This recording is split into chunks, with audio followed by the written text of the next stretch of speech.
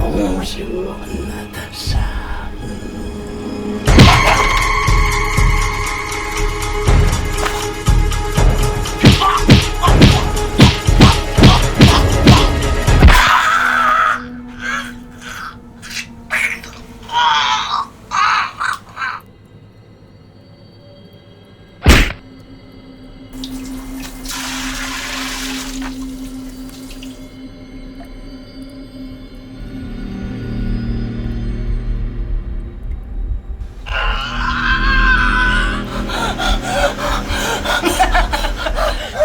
Tu aimes ça, hein?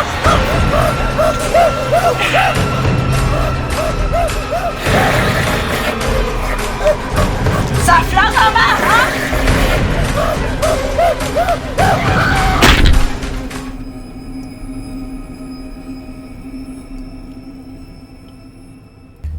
Chers internautes, bonjour, vous venez de visionner un petit teaser concocté par Tango et moi-même, donc Nash. À présent, nous allons parler d'un film qui a fait grand bruit, qui est sorti très récemment. Et vous l'aurez deviné, il s'agit du film Ça, chapitre 2.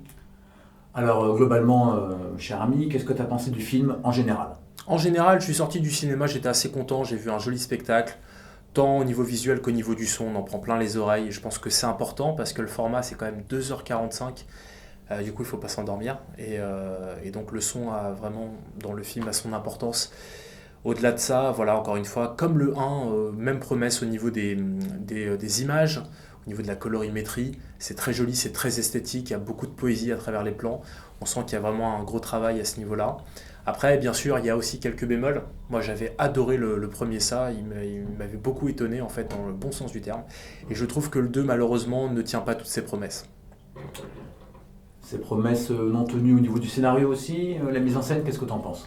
Alors au niveau du scénario, on essaye de rester un peu fidèle à l'œuvre de Stephen King, hein, bien entendu.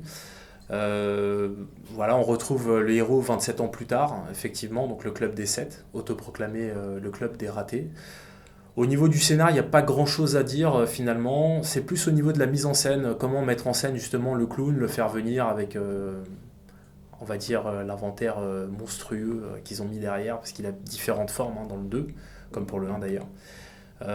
Donc la mise en scène est très importante. Je pense qu'au niveau des plans, il y a eu un super travail de fait. Les acteurs sont globalement très bons. On y reviendra après pour le casting. Les décors magnifiques. Les décors, ouais, sont très bien. Il y a des scènes qui sont vraiment angoissantes avec la vieille dame, notamment quand elle retourne chercher son artefact. La scène du trailer, effectivement, vous voyez pour ceux qui ont vu la bande-annonce. Alors, je sais pas ce qu'en pense Tango, mais en tout cas, moi, en ce qui me concerne, les bandes-annonces, j'arrête depuis maintenant pas mal d'années. Pour la bonne et simple raison qu'ils montrent absolument tout. Mais pour peu que tu sois un peu cinéphile, tu reconstitues le film en fonction de la bande-annonce que tu vois, et je trouve que voilà, ça rend pas service au film de montrer absolument quasiment le film en 2 minutes. Quoi. Enfin, si t'arrêtes comme t'as arrêté la clope, ça va pas vraiment s'arrêter. C'est pas grave. Mais moi j'arrête, pour le coup j'arrête, ouais. Ouais, non, les bandes-annonces, les amis, si vous voulez les voir, faites-le, mais ça à vos risques et périls. Quoi qu'il en soit, la bande-annonce n'est pas dégueu sur ça. On retrouve un peu les mêmes ingrédients que le 1. Et là, moi, ce qui m'a un peu gêné, c'est le côté effectivement redondant. C'est-à-dire que là, c'est un des points négatifs du film. Est-ce que tu penses qu'on peut l'évoquer maintenant, Tango ?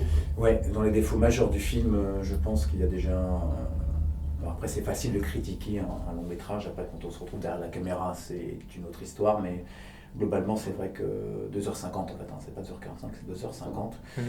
J'ai trouvé ça un poil long, notamment à cause de la redondance, sans spoiler, de la plupart des monstres qu'on retrouve. En plus, il y en a, c'est un peu les mêmes thèmes que le 1. Donc j'ai trouvé ça dommage. J'ai trouvé aussi qu'il y a aussi la violence de certaines scènes ne sont pas assumées. La violence n'est pas assumée. Je pense notamment au comique du groupe qui fait très bien, Richie, en adulte, qui fait très bien son travail. Je ne le dis pas, mais... On rappelle, il est humoriste pour ceux qui... il est humoriste dans le film, et il y a toujours la petite blague qui arrive. Alors parfois ça marche très bien, il y a des punchlines quand ils sont au restaurant, c'est drôle. Je dois reconnaître que la scène du restaurant marche très bien. Mais on sait que... Un restaurant, on remet dans le contexte, restaurant en fait c'est... c'est les retrouvailles. Voilà, c'est les retrouvailles, c'est le petit synopsis. Donc le 2, vous l'avez compris, est la suite directe du 1, 27 ans après. Il y a un personnage qui s'appelle Mike, qui était incarné par l'acteur Black dans le premier Ça.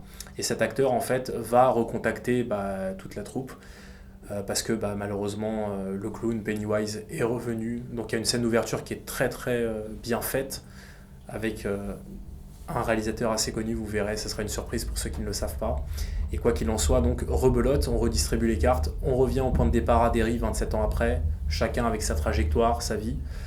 Et voilà. Et donc je rebondissais là-dessus, mon cher Tango, parce que effectivement, une fois qu'ils arrivent sur place, donc il y a une scène de retrouvailles dans un restaurant et on sent que c'est bon enfant, ça rigole et voilà. En plus, ça rigole de bon cœur, on sent que les acteurs sont vraiment amusés à la faire cette scène-là. C'est très bien fait, mais on a le comique du groupe, je dis ça sans que ce soit péjoratif, non, c'est vraiment. Mais on sait, à un moment donné, on s'attend à ce qu'il fasse la petite blague, des fois ça passe très bien, puis des fois à un moment donné ça. Voilà, on dirait que c'est pas assumé, on dirait que c'est un peu la soupape de la cocotte minute, s'il y en a encore qui cuisinent parmi nous. Du coup, qui fait qu'en fait c'est pour faire retomber l'ambiance. Je trouve ça dommage que l'ambiance retombe parfois parce que c'est assumé quand le petit frère dans le vin se fait dévorer le bras. Il y a une autre scène encore, il y a encore 2 autres scènes. Montrer les attaques d'enfants, je trouve ça super courageux. Je trouve ça... Mais du coup, elles sont vraiment réalistes pour le coup, elles sont vraiment détaillées. Elles sont crues, hein. Ouais. Voilà. Mais c'est dommage que ce soit pas assumé en termes après d'humour. On dirait que ça ratisse un peu large.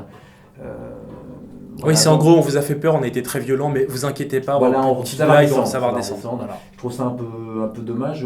Dans les défauts, moi aussi, je trouve que Pennywise, en fait, on connaît pas bien ses motivations, alors que c'est le dévoreur de monde. Oui. Il y a...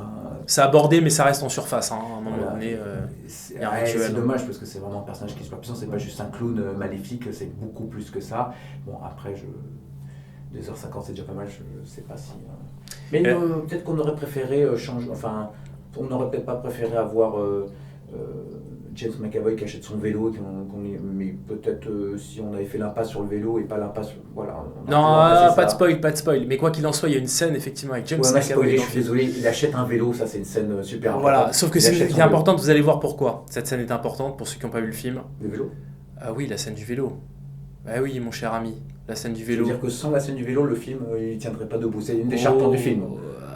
Je dis pas ça, mais je dis qu'il y a quand même un petit clin d'œil à un écrivain qui a du mal à vendre des livres. Je regarderai alors. Je poserai un jour de congé pour regarder le film encore une fois. Non, mais alors, par contre, ce que tu viens de dire, Tango, c'est intéressant. Moi, je partage ton avis sur le côté, voilà, on assume la violence parce que des enfants mourir au cinéma, c'est très rare. Là, c'est cru parce qu'on voit quand même un bras qui se fait arracher. Alors, on voit pas la scène de l'arrachage, évidemment, mais on voit le bras qui est plus là en tout cas. Le bras n'est plus là, on voit Georgie qui est par terre en train de se vider de son sang et ensuite et pareil, vous voyez dans ça numéro 2, il y a des scènes un peu choc comme ça aussi forcément. Et ces scènes sont attendues, hein, c'est pas un spoil ce que je vous dis. Mais quoi qu'il en soit, il y a des scènes qui sont ultra violentes et on se dit waouh, ils vont loin quand même les mecs. Et puis derrière, la petite blague à la con qui permet de redescendre un petit peu, genre on n'assume pas tant que ça. Et je trouve que c'est dommage parce que le problème c'est qu'il y en a une sorte de mécanique en fait, où c'est toujours la scène horrifique, la petite blague, la scène horrifique, la petite blague, et en fait voilà, ça revient, c'est cyclique, et ça devient très vite chiant en fait. Voilà. Bon, il y en a qui, c'est notre avis. Hein, c'est notre avis bien entendu, mais voilà, moi je trouve que ça dilue un peu l'horreur, et pareil, le principe du jump scare, voilà, c'est le but, on va sursauter, on va se marrer ensuite derrière, parce que forcément ça fait rire quand tout le monde sursaute au cinéma, mais là je trouve que il y en a beaucoup quand même, il y en a beaucoup et trop de jumpscare tue le jumpscare. Voilà. C'est vrai, j'ai une petite remarque quand même, il y en a beaucoup dans la deuxième moitié du film, parce que moi en regardant le film sur la première moitié, je me suis dit on n'a pas autant que ça, j'étais assez content, et c'est vrai qu'après il se rattrape. Alors pourquoi ? Alors ça c'est le scénario, on parlait du scénario, ce qui se passe c'est que chaque personnage va revenir donc dans le 2, et ce qui va se passer c'est que pour pouvoir combattre Pennywise et gagner une deuxième fois, parce qu'on le rappelle, ils ont quand même gagné dans la première manche, sauf que Pennywise n'est pas mort, hein, il a réussi à se barrer à la fin. Voilà, c'est oui. Tennis, ça se ressemble un petit peu effectivement. Mais quoi qu'il en soit, ils ont battu Pennywise une première fois. Pour le battre la deuxième fois, là, ça va être beaucoup plus difficile parce que Pennywise, il va apprendre de ses erreurs forcément, donc il est plus fort. Et puis eux sont plus faibles, ils ont grandi. Ils ont quelque chose à perdre maintenant, alors que quand ils étaient jeunes, ils avaient des idées plein la tête. Ils n'avaient pas forcément conscience aussi du danger. Et là où ça devient intéressant, c'est que dans le 2, ils vont devoir trouver ce qu'on appelle un artefact, en fait, du premier volet, pour pouvoir ensuite faire un rituel, pour pouvoir le combattre et le tuer une bonne fois pour toutes. Et là où je suis pas content avec le scénario, donc je le dis, c'est qu'on se retrouve avec des flashbacks, lorsqu'ils étaient donc 27 ans en arrière, donc ça numéro 1, sauf qu'on voit des scènes qu'on n'a jamais vues dans ça numéro 1, pour 2 raisons. La première, parce que les scènes ont été coupées au montage, et la deuxième, parce que les scènes ont été re-shootées Donc c'était prévu en fait dans le 2 qu'on revienne sur le 1. Et comme tu le disais Tango en antenne, les acteurs ont un peu vieilli, hein, ceux qui étaient jeunes, ils ont pris 2 à 3 ans dans la tronche, donc forcément il y a eu des effets pour rattraper ça, et des fois c'est un peu grossier. Je pense à Richie, où il a une tête, on dirait un extraterrestre, quoi. Richie d'ailleurs, vous l'aurez reconnu, le jeune acteur qui joue dans Stranger Things, et Stranger Things est très très ressemblant, ou plutôt ça, c'est beaucoup inspiré en tout cas au niveau de la mise en scène. Exact, c'est ce qui nous amène sur le casting. Alors le casting, franchement, voilà, comme on le disait, il n'y a rien à dire. Je veux dire, les acteurs sont super, que ce soit les jeunes, que ce soit donc la nouvelle génération, notamment avec 2 grandes stars qui sont James McAvoy, qui reprend le rôle de Bill, et l'actrice donc, qui reprend le rôle de Beverly, Jessica Chastain, qui est extraordinaire. Alors ces 2 acteurs, est-ce qu'ils apportent vraiment au film? Honnêtement, moi je les adore. Je vais au cinéma pour les voir, il n'y a pas de problème. Il y en a l'un d'eux, t'es un peu amoureux, faut le reconnaître. Ah oui, Jessica, elle a un charme fou, elle crève l'écran. Et j'en ai une autre aussi, d'ailleurs, je peux le glisser, hein, comme ça c'est gratuit, c'est cadeau, c'est Anna Tawai, qui est pas une femme super belle de ouf, hein, c'est pas Sharon Stone, mais elle a un charme, elle a un truc, elle est solaire, quoi. La caméra, elle est envoûtante, quoi. Donc Jessica et James, 2 grands, immenses acteurs de leur génération. Enfin moi, James McAvoy, je l'adore, je l'ai adoré dans Split, dans Glass, là récemment on l'a vu dans Dark Phoenix aussi. Donc voilà, c'est la superstar, mais je trouve que le problème c'est qu'il est trop connoté en fait. C'est un acteur qui est tellement connu, je pense que dans ça, le casting, s'ils avaient pris des inconnus, même en adulte, je pense que ça aurait été beaucoup plus intéressant pour le film, je pense. Et alors par contre, oui, moi ce qui m'a déplu aussi, c'est que les acteurs adultes ne ressemblent absolument pas aux acteurs enfants. Et ça pour moi c'est un problème, c'est que j'y ai pas cru à la blague. Et ça m'a un peu sorti. Voilà, Enfin, quand tu es producteur pour trouver des adultes qui ressemblent aux enfants, qui sont connus, qui ramènent du monde, etc., c'est un peu un casse-tête. Non, c'est pas évident, ça. Voilà, maintenant, est-ce qu'il fallait prendre des têtes d'affiche moi, je te cache pas que ça m'a pas déplu d'avoir James McAvoy avant d'y aller, parce que ça m'a intrigué. Et voilà, dans le dernier Roi des Coches, j'avais adoré cet acteur. Ouais, il est extraordinaire. Et puis Jessica Chastain aussi, cette actrice, elle est... Quand tu la mets dans un film, tu sais que ça va ramener du monde, quoi qu'il arrive. Mais là, je trouve que, en fait, si tu veux, ce qui me dérange, c'est que ça est une œuvre qui est très connue. Déjà, c'est l'une des œuvres les plus vendues de Stephen King. En plus, il y a déjà eu un téléfilm dans les années 90. On salue Tim Curry qui avait joué le rôle de Pennywise, un acteur extraordinaire, révélé par Rocky Horror Picture Show. Oui, parce que c'est pas Rocky Balboa, hein, effectivement, c'est un autre délire. Comment tu t'es trahi, là? Bah quoi? Qu'est-ce qu'il y a? J'assume totalement. Donc voilà, on rend un petit hommage à Tim Curry qui avait incarné le rôle à la perfection déjà dans les années 90. C'était un téléfilm à l'époque qui était passé sur M6. Et l'œuvre est tellement connue, on n'a pas besoin de mettre des stars en fait. Je veux dire, les gens qui vont voir ça, ils y vont pour l'histoire, pour le côté fantastique, sur les peurs enfantines, parce que ça rappelle des souvenirs. Il y a le côté nostalgique de ceux qui sont nés dans les années 80, voire 90, qui ont connu le téléfilm ou qui ont lu le roman.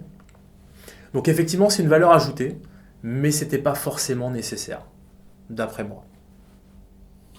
Tim Curry, je me rappelle plus, il a fait un autre monstre aussi. Il a fait ça, mais il a fait un autre monstre aussi. Putain, je ne me rappelle plus. Je me demande, je ne suis pas sûr, est-ce que c'est lui qui a fait le monstre dans Legend, le premier Ridley Scott? Ah, c'est possible, je l'ai pas vu. Alors là, on est encore plus loin que 90, on est à une époque où il n'y avait même pas les portables. Ouais. Donc c'est très très loin, c'est la préhistoire, quoi. Mais je me demande, à savoir, j'ai un doute. À vérifier, n'hésitez pas à mettre en commentaire si vous avez la source. Un doute. Donc en conclusion, toi t'aimes bien les chiffres, toi tu voulais balancer quelques chiffres, je crois. Non? Ouais, alors quelques chiffres, bon, allez, des anecdotes sur le film. Il faut savoir que, c'est mon côté comptable, effectivement. Ça, numéro 1, a quand même rapporté au box-office parce que ça a augmenté depuis 700, mais je crois que c'est 736 millions de dollars. Oui, hein. Alors c'est plus que l'Exorciste. Un autre chiffre encore. Alors attends, parce que le producteur, quoi. Ouais, sauf que ce chiffre, attention, c'est le film le plus rentable de tous les temps, mais uniquement dans la catégorie horreur, on précise bien sûr. Okay. Et il a battu l'Exorciste, qui était jusqu'alors le plus grand film, en tout cas le film le plus rentable. Alors le film a coûté 35 millions de dollars, ce qui n'est pas énorme par rapport aux effets visuels, aux effets spéciaux, au casting. Alors c'est vrai que dans le 1, il n'y avait pas des grandes stars qui jouaient les acteurs enfants. Mais quand bien même, il y a quand même une richesse. Et 35 millions, c'est plutôt bien. Chiffre aussi, il y avait l'histoire de litres de sang. Oui. Alors pareil, un record. Alors c'est pas le record absolu, mais il y a beaucoup de sang dans ça, numéro 2. 17 000 litres, ce qui est pas rien. Alors vous allez comprendre après. C'est une référence, je pense, à Carrie aussi. Carrie au bal du diable, pour ceux qui ont connu. D'ailleurs, le remake était très bon. Je vous le recommande pour ceux qui ne l'ont pas vu. Donc il y a des petits clins d'œil, hein. D'ailleurs on peut oui, aussi... Carpenter que j'ai beaucoup aimé. Sans The spoiler. Thing. Alors The Thing, oui, Sans parce spoiler. que... Une espèce alors, de tête qui se transforme avec des pattes d'araignée, C'est exactement. extra. Alors, c'est une scène qu'on voyait dans... Alors, The Thing, il faut savoir que c'est déjà un remake en 82 de John Carpenter. Il y avait déjà un premier The Thing qui était sorti dans les années 50, voire 60 de mémoire. Donc je suis pas sûr de la date, à vérifier également. Et dans le film de John Carpenter, donc c'est Kurt Russell, hein, c'est l'un de ses premiers rôles qu'on voit à l'image. Et à un moment donné, il y a une scène dans le film qui est horrible. Alors les effets spéciaux sont fous. Il y a un ventre qui s'ouvre avec des dents. Les deux mains s'arrachent, sont happées, voilà, parce que c'est un c'est un électrocardiogramme en fait, donc le ventre s'ouvre et se referme sur les deux mains avec l'électrocardiogramme, et à ce moment-là on voit une tête qui tombe, et de la tête on voit des pattes qui sortent. Oui, c'est ça, défibrillateur. Exactement, c'est ça, on n'est pas médecin. On aurait pu être dentiste pour parler de la dentition abjecte de Pennywise. Voilà, nouvelle génération par rapport à l'ancien. Tout le monde n'a pas un père orthodontiste comme toi, je suis désolé. C'est vrai. Qu'est-ce que je voulais dire concernant en conclusion, qu'est-ce que tu recommandes ou pas?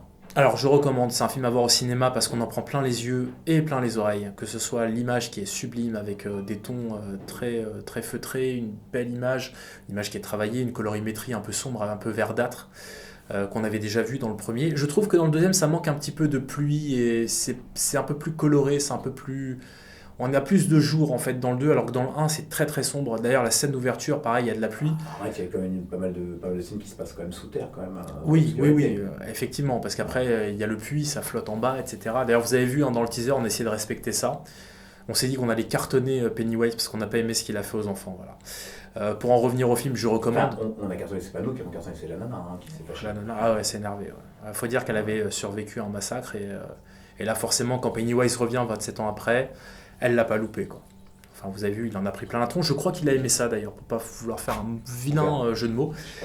On verra. Mais quoi qu'il en soit, au niveau du film, moi je recommande. Parce que bon, après il faut se faire son propre avis. Ça reste quand même un grand spectacle. C'est généreux. Et on aimerait que les pires films d'horreur, les pires films qu'on voit, les plus mauvais, ressemblent à ça. Moi j'aimerais vous. Ressemble à ça. T'as fait un joli jeu de mots, mon cher Tango, j'aime beaucoup. Les amis, on vous remercie. On vous dit à très bientôt. À très bientôt. Pour la suite. À la prochaine. Bien. Et allez au cinéma. Bye.